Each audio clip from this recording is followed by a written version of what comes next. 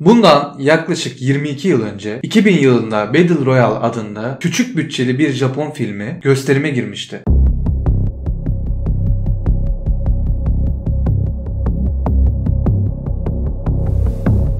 Fakat öyle bir konusu vardı ki birkaç ülkenin filmi yasaklayacak kadar ileri gitmesiyle sonuçlanmış ve çok ciddi tartışmalara yol açmıştı. Filmin bir okul gezisi sırasında bir grup çocuğa gaz verilerek uyutulması, hemen ardından da uzak bir adaya götürülerek ölümüne savaşmak zorunda bırakılması gibi olağan dışı bir içeriği vardı. Bu size de tanıdık geliyor değil mi? Bugünlerde popüler bir macera oyunu ya da filmi olarak kabul edilen Battle Royale tarzında birçok oyunu artık hepimiz günümüzden biliyoruz. Bunların en başında da ünlü PUBG oyunu geliyor.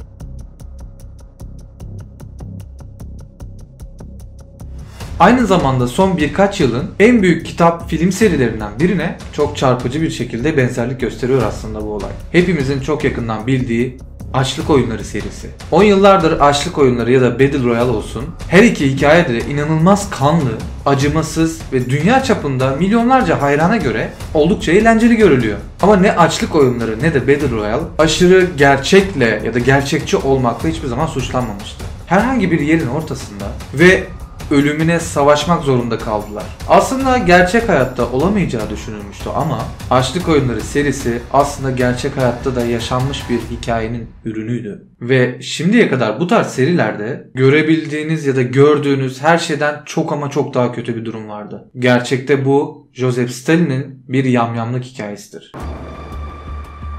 Nazino Adası olayı insanların kırılma noktalarının çok daha ötesine zorlamaya başladığınızda neler olabileceğine dair tarihin yaşanmış en korkunç örneklerinden biri oldu. 1922 yılında Sovyetler Birliği'nin Komünist Partisi ilk yıllarında hem partiyi hem de yönettiği ülke üzerindeki mutlak gücü sağlamlaştırmak için birçok şeyi kullandı. Stalin'in siyasi rakiplerini ve temelde onu kızdıran herkesi sistematik bir biçimde ortadan kaldırdı ve kötü şöhretli tavsiyeleri zaten bildiğimiz gerçeklerdendi. Yaklaşık 750 bin kadar insan idam edilmişti ve 1 milyondan fazla insan Gulag olarak adlandırılan zorunlu çalışma kamplarına gönderilmişti. Ancak Stalin'in sevmediği insanlarla başa çıkmak için onları direkt öldürmekten başka yollar da icat etmişti. Sovyetler Birliği bildiğiniz gibi dünyanın toplam arazisinin yaklaşık %14'ü gibi geniş bir araziyi kaplıyordu. Ve bu alanın büyüklüğü Stalin'e istediği insanları istediği bölgeye sürgün etme seçeneği de sunuyordu. Sovyetler Birliği'nin dolup taşan hapishaneleri genelde sosyal sınıflardan veya etnik azınlıklardan oluşuyordu.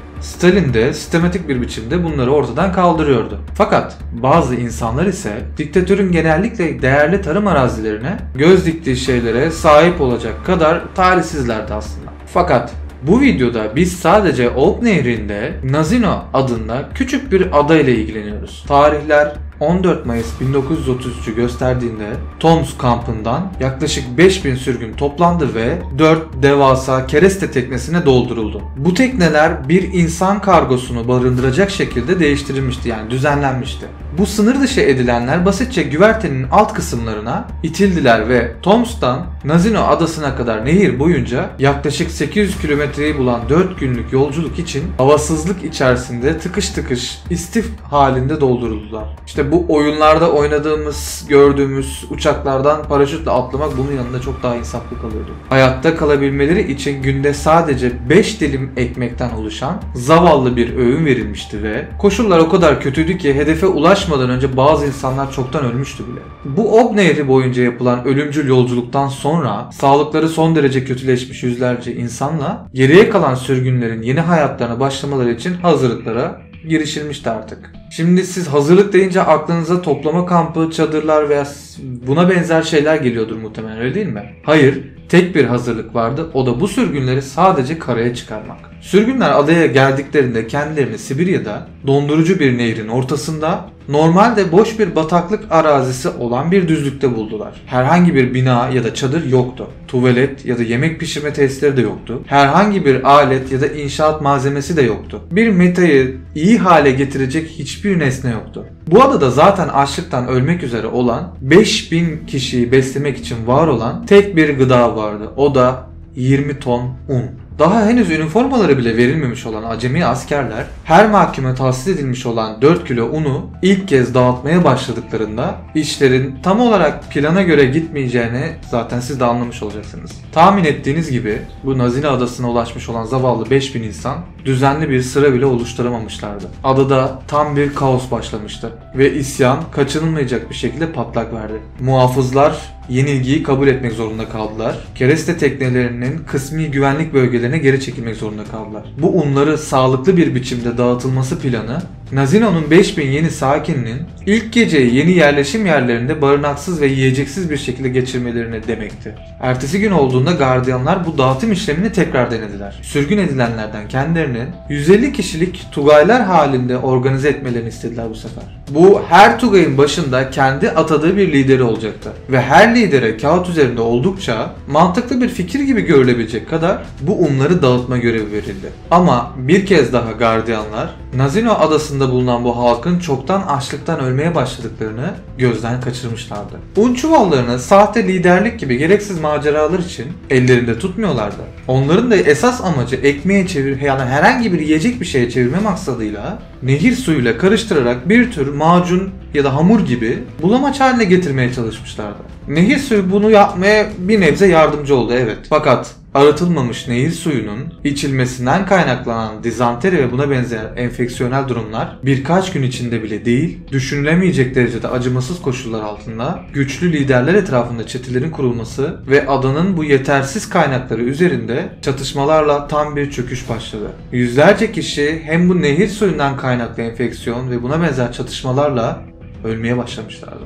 Güvenlik muhafızları çoğunlukla teknelerde tutulmuştu ve aynı zamanda hem yiyeceğe hem de silaha sahip olan da muhafızlardı. Ve bu durum onlara adadaki sakinler üzerinde tanrısal bir güç vermişti. Düşünsenize, hem silaha sahipsiniz hem yiyeceğe sahipsiniz ve sizden bir şeyler bekleyen bir grup insan. Ve tahmin edilebileceği gibi her fırsatta bu gücü kötüye kullanmışlardı. Muhafızlar bu yiyecekleri adanın kadınları arasında bazı iyilikler karşılığında takas etmişlerdi ve ölülerin ağızlarından koparılan altın dişler şeklinde rüşvet almışlardı ve yüzlerce sürgünde idam etmişlerdi. Küçük ihlaller ve gaddarlıklara rağmen askerlerin sayısı 100'e 1'di. Yani 100 sürgüne sadece bir asker düşüyordu aslında. Esas kontrolü sağlayabilmek için yüzlerce asker daha sonrasında geri geldi. Nazina Adası'nda ortaya çıkan bu dehşetten kurtulmanın en iyi yolunun bu cehennemden olabildiğince hızlı kaçmak olduğuna dair son derece makul bir düşünce oluşmuştu. Fakat adadan kaçmaya çalışanlar bu sefer de güvenliği sağlayan askerler tarafından vuruluyordu. Adadan ayrılmaya çalışanlar hızlı akan ve buz gibi soğuk olan Sibirya Nehri ile ilgili bir takım sorunları da vardı. Sonunda hemen hemen hiçbiri diğer tarafa ulaşamamıştı. Yapılan savlar güçlü akıntılarda parçalandı, yüzücüler haftalar boyu süren açlıktan kaynaklı zayıflamışlardı ve dondurucu sulara yenik düşmüşler ve düzinelerce insan daha bu kaçma girişimleri başlamadan önce yine askerler tarafından vurulmuştu. Çok geçmeden yüzlerce ceset Nazino Adası'ndan aşağıya nehrin kıyılarına doğru dizilmişti. Bu geçişten sağ çıkmayı başaran birkaç şanslı kişi muhtemelen hiç bitmeyen bu yolculukta hayatta kalmayı başaramamıştı. Ve un arzı yakında tükenmeye başlamıştı. Yani kısaca yiyecek de tükenmişti. Ve 21 Mayıs'ta teknelerin Nazino Adası'na ilk sınır dışı edilenlerin getirmesinden sadece bir hafta sonra av başlamıştı. Askerler arasında bulunan sağlık görevlileri rahatsız edici, şüphe uyandırıcı bir hastalık fark ettiklerinde günün yeni ölen insanlarını toplamaya başlamışlardı. Bazı cesetler belli belirsiz işaretler göstermeye başlamıştı. Ve bunu takip eden ay boyunca 50'den fazla kişi de tutuklanmaya başladı. Çünkü bu tutuklananlar artık insan eti yemeye başlamışlardı. Ve dolayısıyla da idam edildiler. Ama bunlar sadece gerçekten tespit edilip yakalananlardı. Peki ya yakalanamayanlar? Yani orada bulunduktan sonra ve un bittikten sonra çok sayıda yamyamlığa başvuran insanlar vardı. İşte bu koşullar altında tipik olarak yamyamlık son çare olarak akla geliyor. Grubun en zayıf üyesi doğal sebeplerden ölünce ve diğerleri hayatta kalmak için yapmak zorunda oldukları son çareyi yaparlar. İnsan eti yerler. Zaman geçmeye başladıkça adada yaşayanlar içerisinde bazı insanların ölmesini bile beklemeyi bırakıp öldürmeye teşebbüste bile bulunmaya başlamışlardı. Stalin'in bu yamyam adasında hayatta kalanlar şaşırtıcı bir biçimde oradaki deneyimleri hakkında konuşmakta ciddi bir şekilde isteksiz davranmışlardı ama daha sonrasında ortaya çıkan çok az bilgi dahi yeterince ürkütücü ve korkunçtu. 1988 yılında başlatılan insan hakları çalışması neticesinde bu Nazino Adası olayı tekrar gün yüzüne çıkmıştı.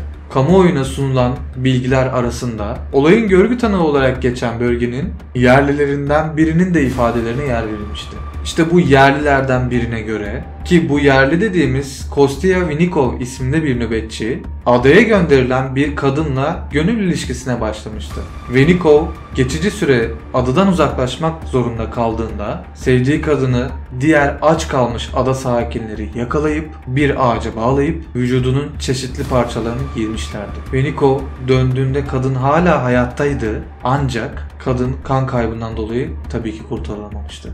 İşte bu 13 haftalık vahşetin sonunda açlık kaynaklı bu yamyamlık gün yüzüne çıkmaya başlamıştı. Orada bulunanlar Nazino Adası'nın gelişmiş ve üretken bir topluluğa dönüştürülmek üzere amaçlanmadığını artık anlamaya başlamışlardı. Bu nedenle yerleşim yeri olmasından vazgeçildi ve hayatta kalan sürgünleri götürmek için tekneler gelmeye başlayıp insanları geri götürmeye başlamışlardı. Yani adada hiçbir şekilde hayat sürdürebilmesi mümkün değildi. Tahliyeler sırasında 2000 kişi açlıktan, hastalıktan, cinayetlerden ve boğulma gibi nedenlerden dolayı ölmüştü. Daha sonrasındaki 2000 kişi ise ortadan kayboldu. Bu 2000 kişinin ortadan kaybolma sebepleri ise hala bilinmiyor. Kayıpların hemen hemen hepsi öyle ya da böyle ölmüşlerdi. Fakat sonlarına tam olarak nasıl ulaştıklarını kimse kesin olarak bilmiyor ve artık bilmeyeceklerdi. Sağ salim dönmeyi başaranlardan bazıları yaşadıkları her şeyi aktardılar. Resmi kayıtlara göre 2856 kişi geri dönmeyi başarabilmişti. Fakat birçoğu ölmek üzereydi neredeyse. Ve sadece 200 kişinin fiziksel olarak sağlığı iyi olarak kabul edilmişti. İşte bu 200 kişi nasıl fiziksel olarak iyi kalabilmiş, bunu da artık sizin hayal gücünüze bırakıyorum. Nazino Adası'nın dehşetlerinden kurtulanlar için ıstırabının bittiğini size söyleyebilmeyi aslında çok isterdim. Ama ne yazık ki durum bu şekilde değil. Yaşadıklarını göz önünde bulundurarak Sibirya'nın biraz daha iyi, organize olmuş başka toplama kamplarına gönderildiler. Eğer bir insan hakları grubunun çabaları olmasaydı, dünya Nazino Adası'nda gerçekten neyin olup bittiğini asla bilemeyebilirdi. Stalin'in bu yamyam adasına dönüşen projesi elbette çok korkunç bir şey. Ve evet, bu olayları zihnimize tutmak dahi istemesek de bunlar tam olarak asla unutmamamız gereken türden vahşetlerdir. Bu tür videoların devamının gelmesini istiyorsanız videoyu beğenmeyi ve bizlere yorum yapmayı lütfen unutmayın. Daha hümanist bir dünya için esenlikle kalın.